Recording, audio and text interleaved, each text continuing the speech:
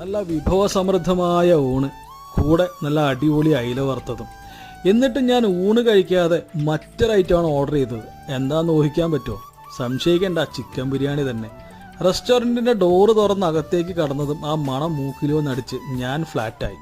ഓവറാക്കി ചളാവൊക്കെ അല്ല, ശരിക്കും നല്ല ബിരിയാണി. തക്കോലം, ജാതിപത്രി, ഗ്രാമ്പു, പിന്നെ അണ്ടിപ്പരിപ്പ്, കിസ്മസ് എല്ലാം ചേരണ്ട പോലെ ചേർത്തിട്ടുള്ള ഒരു നൈസ് ബിരിയാണി. ചിക്കനാണെങ്കിൽ നല്ലോണം വെന്തിട്ടുണ്ട്. ആ ചിക്കൻ്റെ കാലൊക്കെ ചുമ്മാ വായിലേക്ക് വെക്കുമ്പോഴത്തേനും ആ ഇറച്ചിയൊക്കെ അടർന്നു പോരുന്നത് അടിപൊളിയാണ്.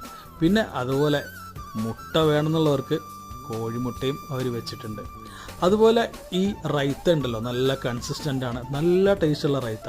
അതുകൂടാതെ പപ്പടമുണ്ട്, പായസമുണ്ട്, അച്ചാറുണ്ട്. ഇനി ഇതിൻ്റെ ലൊക്കേഷൻ പറഞ്ഞുതരാം. പിറവത്ത് പാഴൂര്, ഉതുപ്പാൻസ് ഉപ്പും മുളകും. അപ്പോൾ നമുക്ക് ഒരുമിച്ച് യാത്ര ചെയ്യാം, ഒരുമിച്ച് ഭക്ഷണം കഴിക്കാം.